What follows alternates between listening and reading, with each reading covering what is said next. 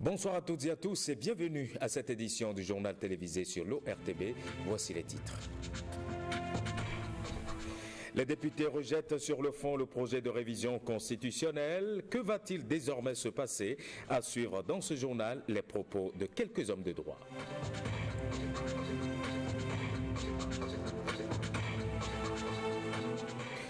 Le Code du travail s'enrichit de deux nouvelles lois. La ministre du Travail a présenté et expliqué le contenu de cette disposition à la presse.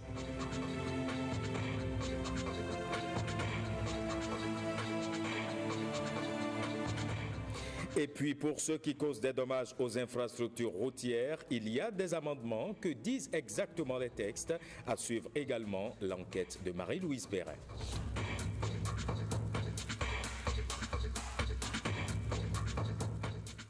Bonsoir et bienvenue à tous. Avant de commencer, allons d'abord à la cour d'assises.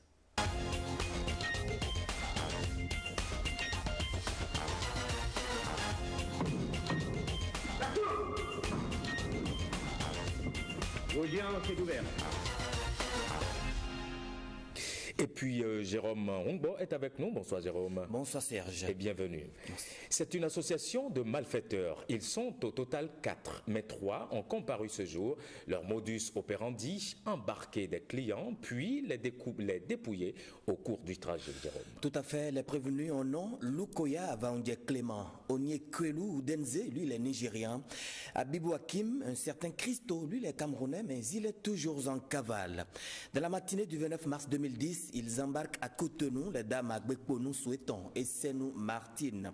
À Commun, ils rebroussent chemin et dépouillent leurs passagères avec un pistolet et des couteaux.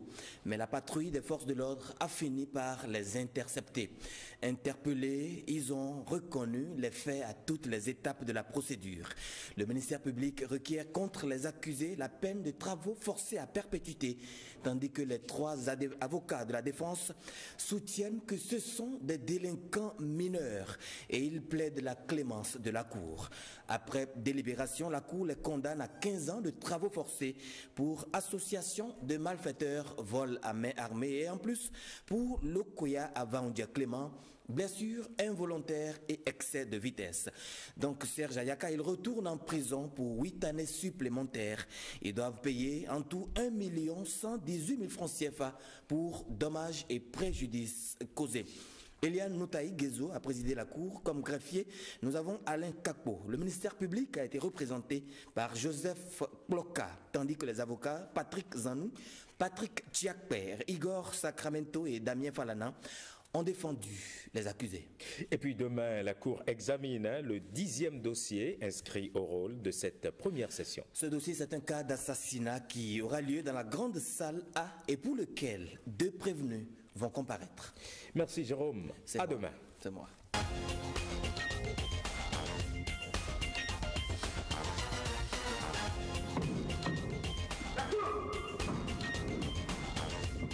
L'audience est ouverte. Les députés, vous le savez, disent non au projet de révision de la Constitution. Il fallait un vote de 3/4 des députés, soit 63 voix. Ils ont été finalement 60 à voter pour, 22 contre et 1 abstention. Le texte ne sera donc pas examiné sur le fond.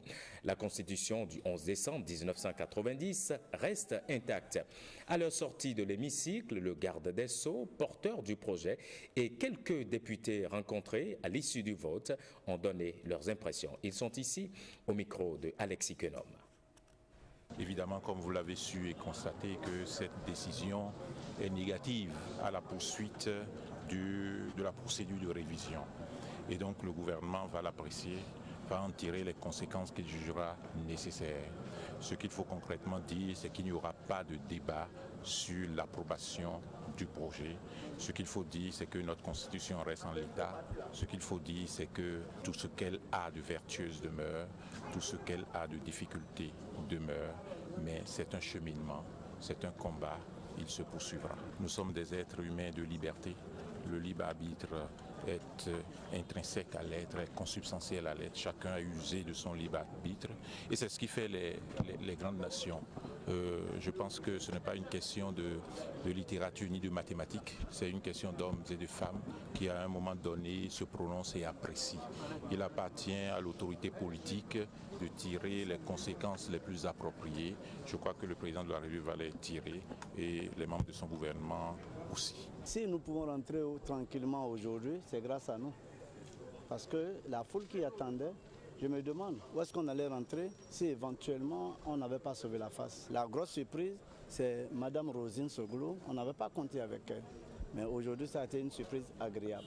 Sinon, tout le reste, nous avons eu 2 défections, mais ça n'a pas changé la donne. Je crois que véritablement, nous venons de sauver le peuple. Parce qu'il faut être à l'écoute du peuple. Nous ne sommes rien. Le peuple est notre fétiche. Il faut respecter le fétiche. Et lorsque les gens disent que ce n'est pas opportun, ce n'est pas une manière de dire que nous n'avons pas besoin de changer la Constitution. C'est un besoin fondamental. Seulement, les priorités du moment. J'ai estimé que ce n'est pas normal qu'on fasse 2 poids 2 mesures. Et si on avait refusé en son temps que Yahi revise parce qu'on estimait que peut-être la question de mandat va se poser, il n'est pas normal aujourd'hui qu'on accède au projet si le mandat est touché. Les nombreuses contributions que nous avons reçues aujourd'hui pour faire évoluer notre loi fondamentale viennent de tomber à l'eau. C'est ce que ça veut dire. Les populations qui ont voulu que la première monture donc du gouvernement soit amendée, c'est eux qui ont échoué. Ceux qui ont voulu que la peine de mort soit abolie à travers notre Constitution viennent d'échouer ce soir. Ceux qui ont voulu qu'il y ait une discrimination positive au niveau des femmes afin que l'on puisse relever la qualité donc, de la participation féminine donc, au niveau de la représentation nationale. Et c'est ce message que le peuple va comprendre. Et je trouve qu'à quelque chose, malheur est bon. Le projet de révision de la Constitution rejeté, que va-t-il désormais se passer? Quelles sont les options qui s'offrent au gouvernement, initiateur du projet? Nous avons posé la question à quelques hommes de droit et voici leur réponse au micro de Abiat Oumarou. Quelles sont les options qui s'ouvrent au gouvernement? Premièrement, le gouvernement peut choisir de tout laisser, abandonner. Parce qu'il ne va pas passer tout son mandat à courir après cette révision. C'est la première option. La seconde option, c'est que, tel que la loi l'a prévu, l'initiative de la révision appartient aussi bien à l'exécutif qu'au Parlement. Donc, c'est la seconde option. Voyez-vous, on a dit qu'il y a 60 députés qui ont manifesté un intérêt pour ce projet de révision. Les 60 députés peuvent en faire leur affaire, s'en approprier et faire une nouvelle proposition, cette fois-ci une proposition de loi et non un projet, pour que le débat continue, pour que ça évolue, pour qu'on arrive à cette révision tant voulue. L'autre chose, le chef de l'État peut aussi reprendre son projet, aménager ce qu'il doit aménager, tout en tenant compte de ce qui était l'objectif de départ, à savoir les équilibres qu'il avait voulu, comment dirais-je, impulser pour le pays et réintroduire.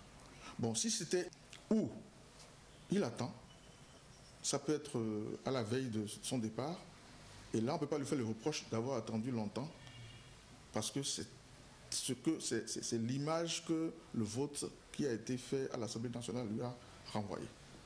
Il faut noter que c'est un vote politique et qu'il appartient au président de la République de tirer toutes les conséquences de ce vote politique. Qu'est-ce qui est prévu? Là, ça dépendra du choix du président de la République.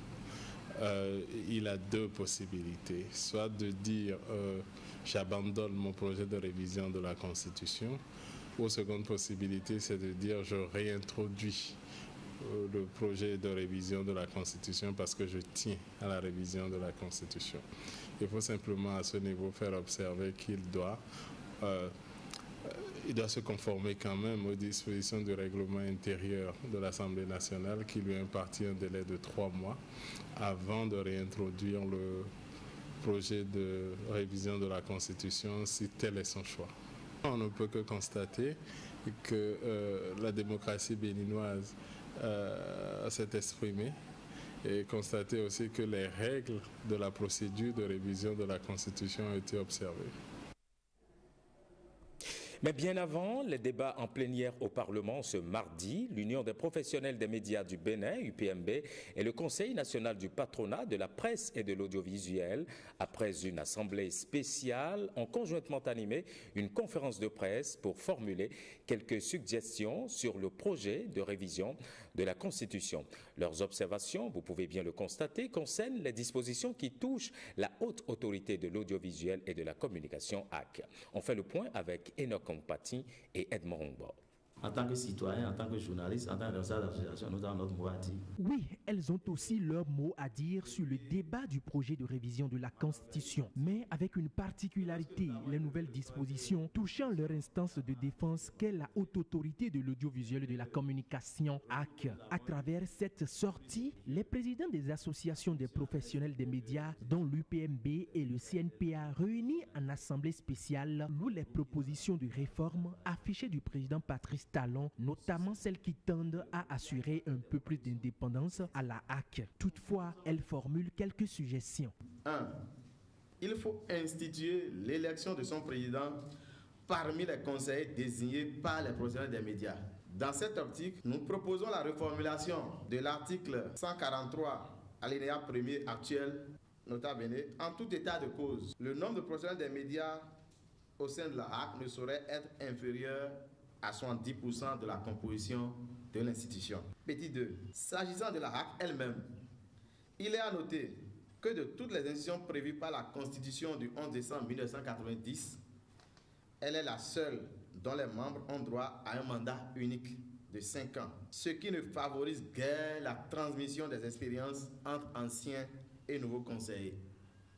Dès lors, nous proposons un mandat de 5 ans renouvelable une fois. Point 3. Les associations professionnelles des médias du Bénin suggèrent que la question de la dépénalisation ou de la décriminalisation des délits de presse soit réglée une fois pour de bon par la Constitution. À cette rencontre de suggestions, les questions ont eu leur réponse. En somme, les associations des professionnels des médias souhaitent pour la AC 9 membres, dont 7 émanant de leur corporation, un désigné par le président de la République et le dernier par le président de l'Assemblée nationale.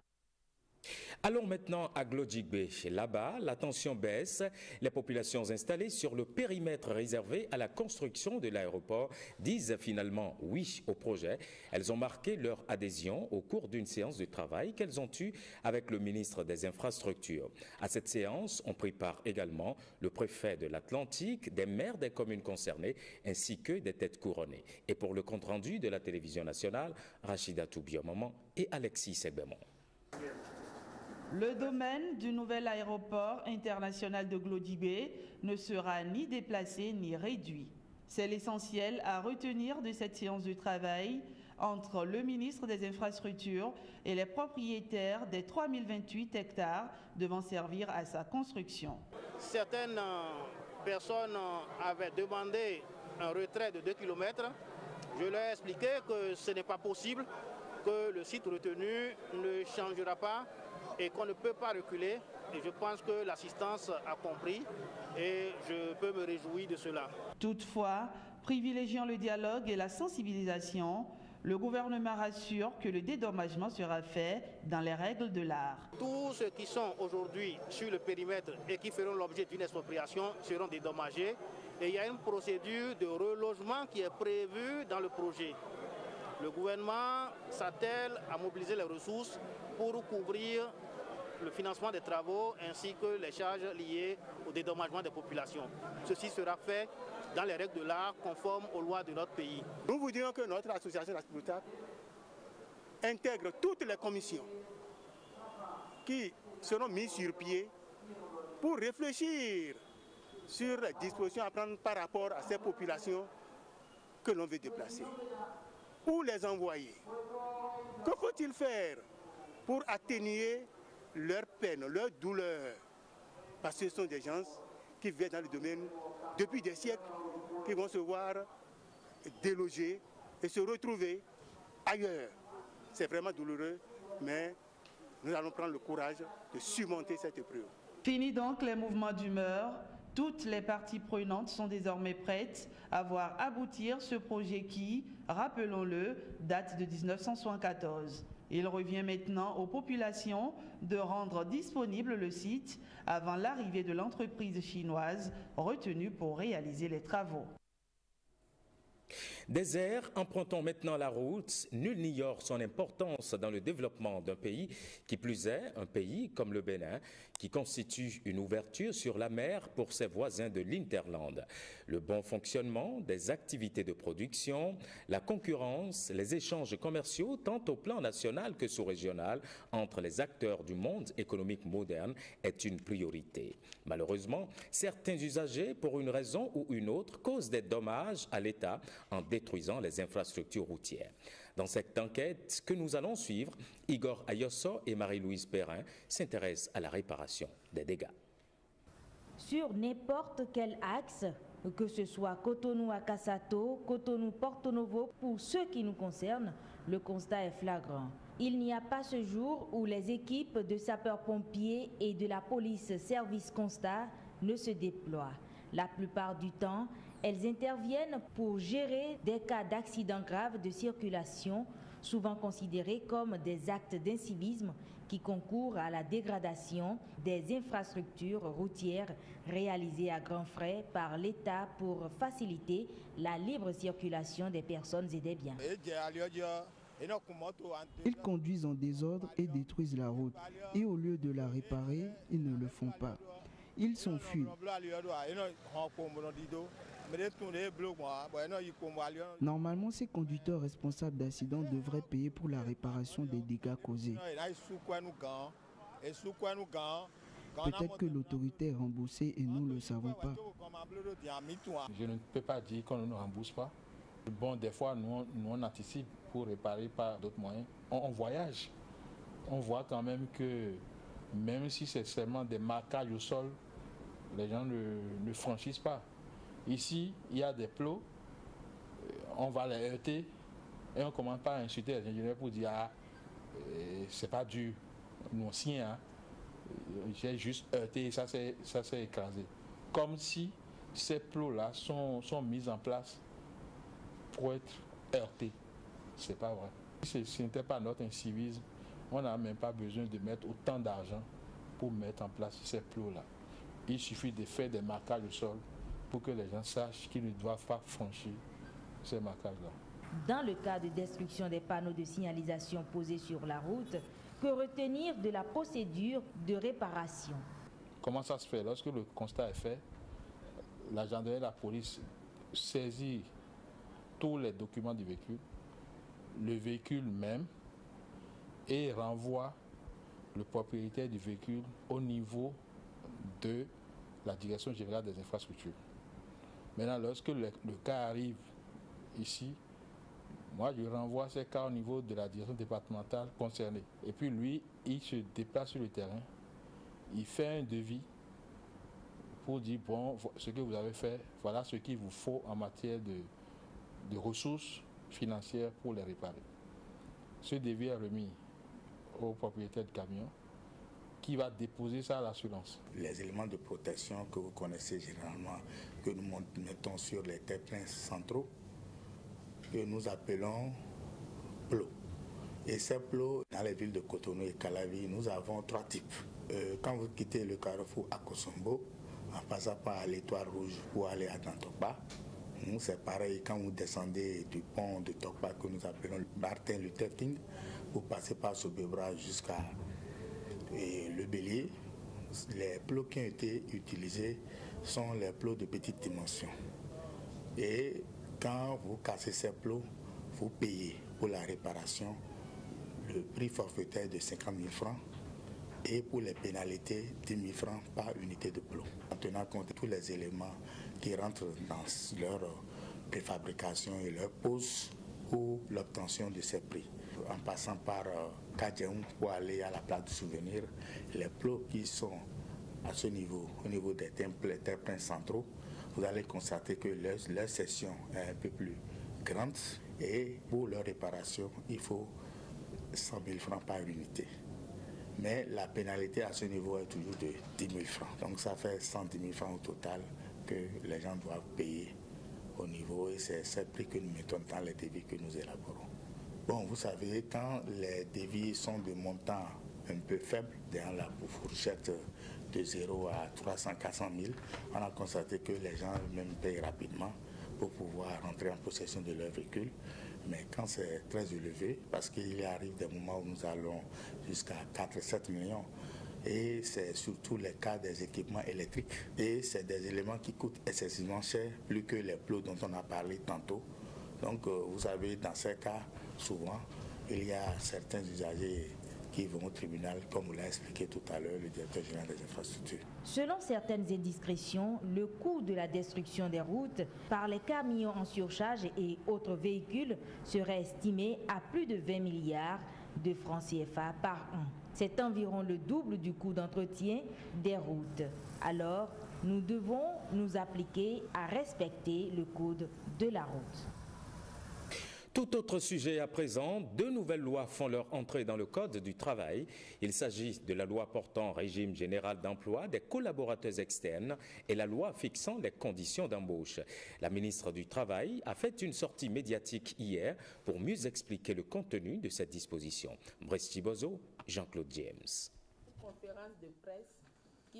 Face aux professionnels des médias, Adjatou Matis et certains membres de son cabinet. Les échanges ici portent sur 2 nouvelles dispositions qui régissent le monde du travail. La loi 2017-03 du 17 mars 2017 portant un régime général d'emploi des collaborateurs externes de l'État, c'est une loi qui permet simplement à l'État de recruter peu de personnes pour peu de temps et pour plus de progrès. Aujourd'hui, le monde est devenu, vous le savez bien, un village planétaire.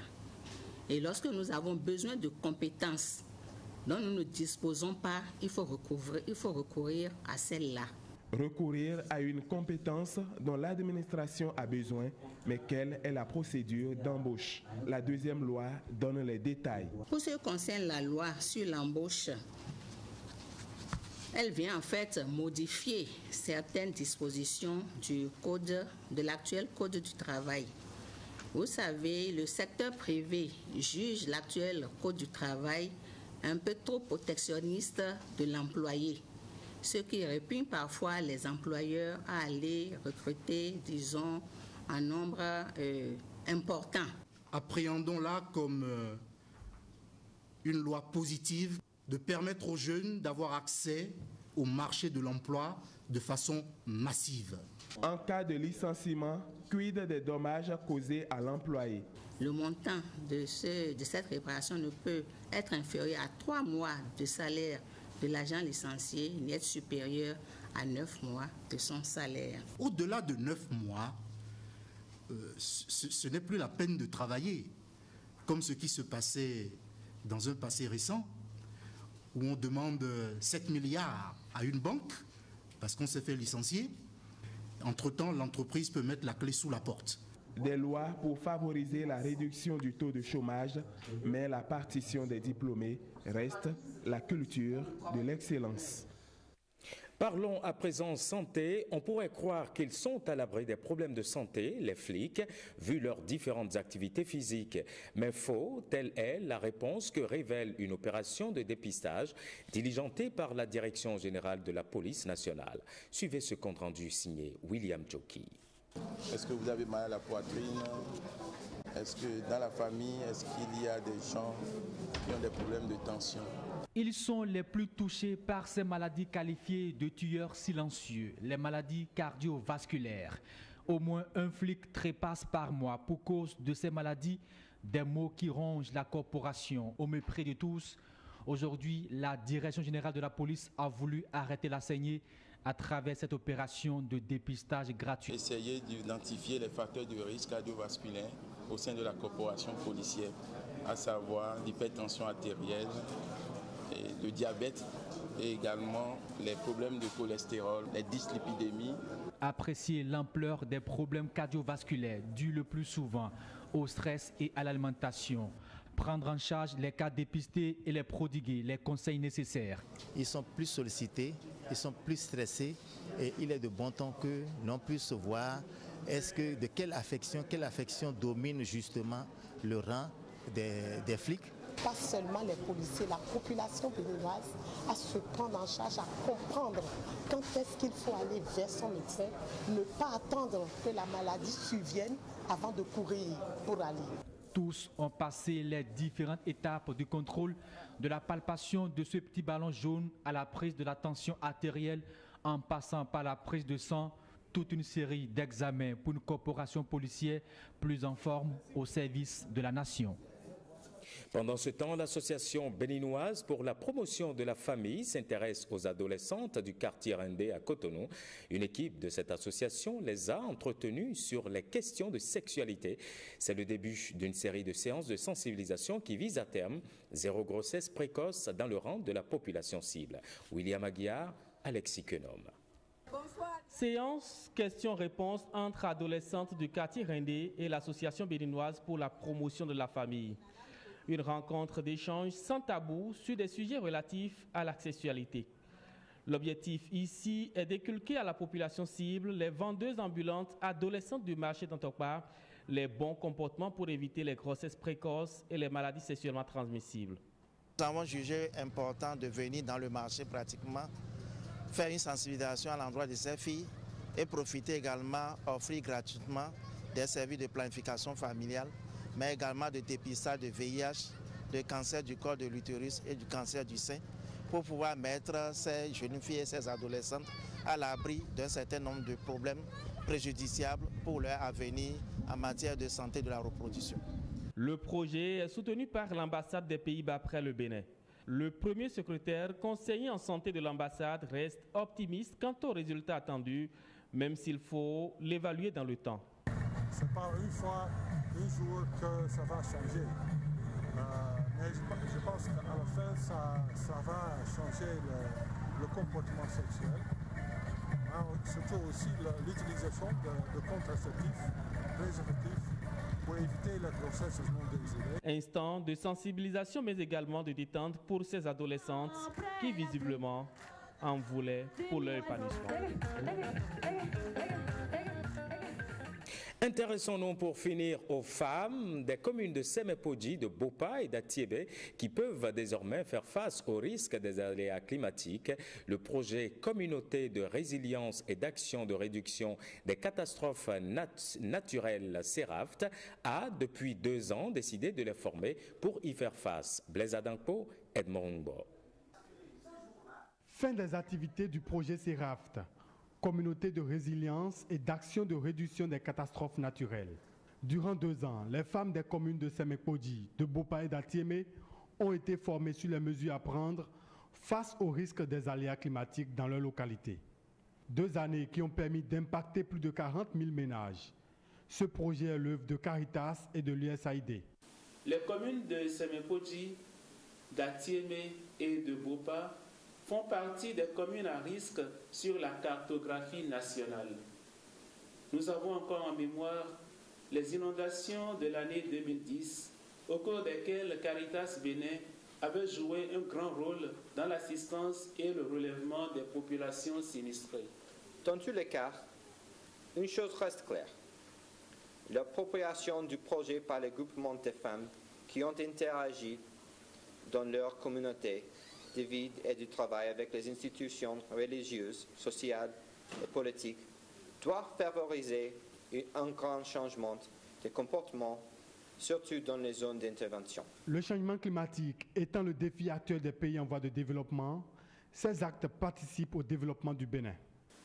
Il me plaît d'adresser mes vifs remerciements et ma profonde gratitude pour votre participation effective et pour votre appui aux efforts de développement de notre pays. Ce n'est donc pas étonnant que nous nous retrouvions également ici, autour de ce projet CERAFT,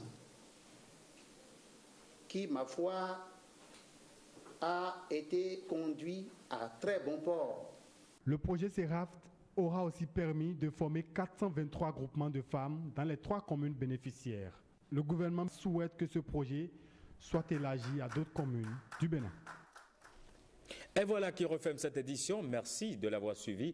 Tout à l'heure, à 21h30, vous suivrez un entretien intitulé « Élections et personnes handicapées ». Suivront 2 feuilletons, « Les choix de l'amour » et « Without You ». Le journal du soir vous parviendra à 23h. Ce sera une présentation de Awa Sherif. Cette édition, vous le savez, est à retrouver sur notre plateforme, le www.ortb.bj. Bonne suite des programmes sur l'ORTB.